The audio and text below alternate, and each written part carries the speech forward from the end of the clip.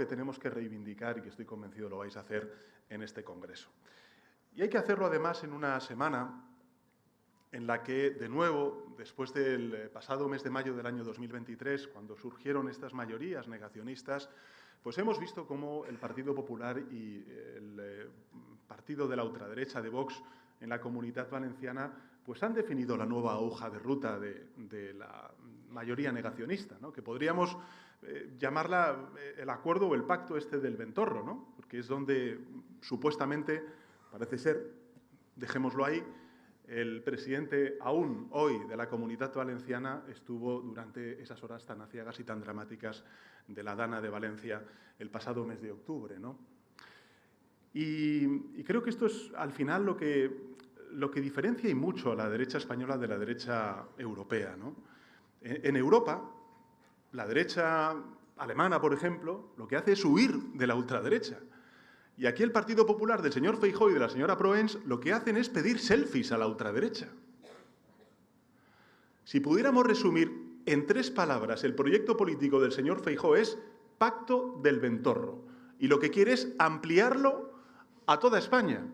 Un pacto que se ha demostrado allí donde gobiernan, por ejemplo aquí en las Islas Baleares, en primer lugar absolutamente inoperante, insolidario, prepotente y un peligro por su negacionismo, incluso a la seguridad de los ciudadanos, como hemos visto en la Comunitat Valenciana. Mirad, al fin y al cabo, esta es su hoja de ruta, la del Pacto del Ventorro, la del recorte en derechos, la de la negación de la transición ecológica, la de la negación también de la apertura comercial. Y, en cambio, ellos lo que defienden es el proteccionismo. Pero nuestra respuesta ante todo ello tiene que ser, desde el punto de vista del Gobierno, lo que antes ha dicho Francina Armengol, el Boletín Oficial del Estado. ¿Cómo hacemos frente a la internacional ultraderechista que tenemos expandiéndose no solamente a nivel territorial, sino también a nivel internacional? Con el Boletín Oficial del Estado. ¿Que les molesta los derechos laborales? Pues vamos a seguir subiendo el salario mínimo interprofesional todos los años que estemos al frente del Gobierno. Y también el salario de la clase media trabajadora en nuestro país. Ahora que hablan de fortalezas y de debilidades desde la oposición, yo digo que un país que aporta el 50% del crecimiento económico europeo, el 30% de los nuevos empleos europeos, eso es fortaleza. Lo que es debilidad es claudicar, como han hecho con el Pacto del Ventorro, ante los postulados de la ultraderecha. Hoy no tenemos una derecha moderada, tenemos una derecha tutelada, secuestrada por la ultraderecha. Y eso es lo que tenemos enfrente. Lo que tenemos enfrente es una derecha que siempre ha dicho lo mismo, que España se hunde. Pero si estamos creciendo, si todos los organismos internacionales en este contexto tan complejo están diciendo que España, de nuevo, como fue en el año 2024, va a volver a ser la principal economía avanzada que más crezca en el año 2025, por encima del 2,5, 2,6, 2,7, nos están diciendo en este contexto geopolítico tan complejo. Nos dijeron que España se rompía.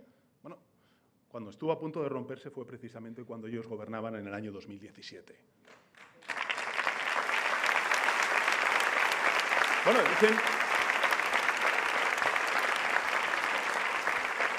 dicen, ¿verdad, Francina?, que vamos camino de una autocracia. Y resulta que un semanario nada sospechoso de ser socialdemócrata, como es el The Economist, hace escasas semanas dijo que España, desde que tengo el honor de ser presidente del Gobierno, ha escalado 2 posiciones más en el ranking de democracias plenas. Somos la 21, según el The Economist, democracia plena del mundo.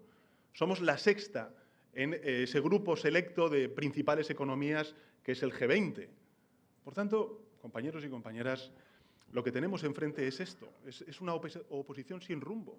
Que un día te vota una cosa, el día siguiente te vota otra, como con las pensiones. Te vota que no cuando su voto es imprescindible y te vota que sí cuando su voto es absolutamente innecesario, porque ya tenemos una mayoría parlamentaria. Esto es lo que tenemos. Lo que tenemos es un jefe de la oposición que no es presidente del Gobierno porque no quiere, pero que tampoco es jefe de la oposición porque no sabe. Y fijaros, hemos tenido hemos tenido un claro ejemplo esta semana pasada. Y lo digo además con pesar, con profundo pesar. Y además Francina lo sabe porque entonces era la presidenta de las Islas Baleares y lo sufrió como yo, lo sufrimos.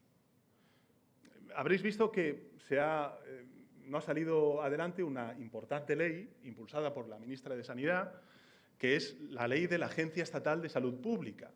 Y habrá ciudadanos y ciudadanas que tampoco entiendan muy bien, como es lógico, qué significa esto de la Agencia Estatal de Salud Pública y por qué es importante crear una agencia estatal. Yo os voy a contar mi experiencia personal.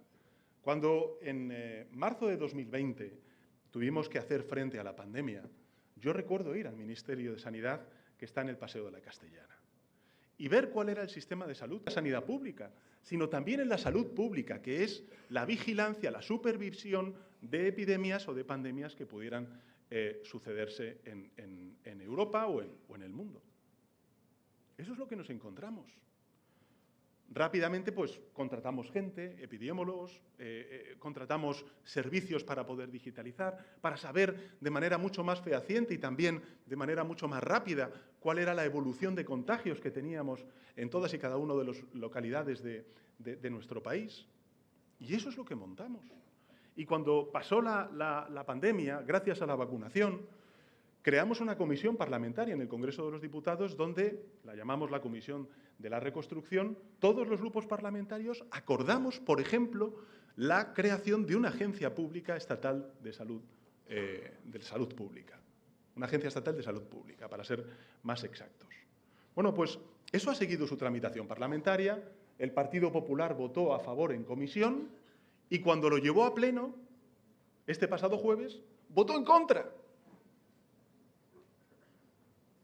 No han votado en contra de una ley, han votado en contra de reforzar la sanidad y la salud pública en nuestro país.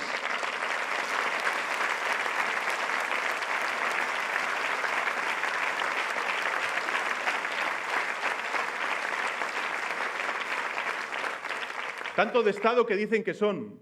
Para los asuntos de Estado se necesita una oposición de Estado. Y este PP ni ha estado, ni está, ni se le espera en los asuntos de Estado. Por eso, compañeros y compañeras, tenemos que ser conscientes de que tenemos una derecha que simplemente, con tal de complacer a la ultraderecha, pues acaba siendo cómplice de la misma. Y este no es un tema menor, porque esta misma semana el líder de Vox, el señor Abascal, me preguntaba sobre las amenazas, me preguntaba, lógicamente, sobre su obsesión, ¿no?, que es la inmigración. ¿No? Es curioso cómo este hombre odia tanto a los extranjeros que viven y trabajan y contribuyen, por tanto, al desarrollo de nuestras sociedades desde el punto de vista económico, social, cultural, de diversidad, y en cambio, oye, cómo aplaude y cómo reconoce a estos tecnooligarcas, a los que les pone la alfombra roja y que lo que hacen es, desde fuera, trabajar en contra de los intereses de Europa y de España, por tanto. Porque ese es el verdadero problema que tiene Europa. Porque esa es la verdadera amenaza. La amenaza a nuestra prosperidad no es la migración, no es el colectivo de la diversidad LGTBI, ni tampoco la igualdad entre hombres y mujeres. La verdadera amenaza para nuestra prosperidad son los aranceles, ante los que ellos callan. Porque sí, son muy fuertes con el débil, pero son absolutamente serviles con el poderoso. Por eso callan. Pero yo sí quiero decirles a aquellos sectores que se vean afectados por esos potenciales aranceles, que el Gobierno de España, por supuesto, va a estar del lado de los agricultores, de los ganaderos, de las industrias, de las empresas, de los trabajadores y trabajadoras que se vean afectados por esta guerra comercial que nadie quiere, desde luego nadie en Europa.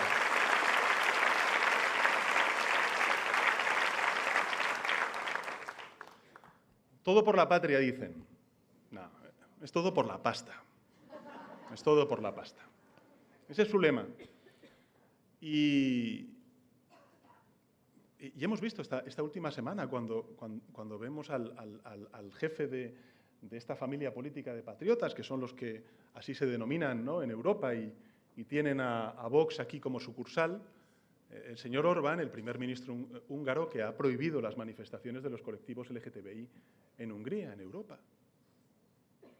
¿Eso es lo que de verdad amenaza nuestra cohesión, nuestra convivencia? No, lo que amenaza nuestra cohesión y nuestra convivencia es negar precisamente que la diversidad es un activo de nuestras sociedades, que la igualdad entre hombres y mujeres es un deber moral, es una causa de derechos humanos que trasciende la ideología, o que lo que realmente amenaza nuestra cohesión y nuestra convivencia es la motosierra que ellos aplican allí donde gobiernan. Si quieren privatizar hasta la moneda. Lo hemos visto en Argentina, donde han hecho una estafa piramidal, nada más y nada menos que el presidente de Argentina, donde los de arriba se han quedado con el dinero de todos los demás. Y sí, luego ellos te sacan una motosierra y la gente se queda pues aturdida con ese trampantojo de la motosierra y el rugido de la motosierra, pero no nos equivoquemos, lo importante no es la motosierra ni su rugido. Lo importante es que con ese rugido y con esa motosierra están haciendo negocio con los derechos de la gente. Y eso es lo que no podemos permitir. Porque, como he dicho antes, España es un éxito y es un ejemplo claro en su resultado económico y en su resultado social porque van de la mano.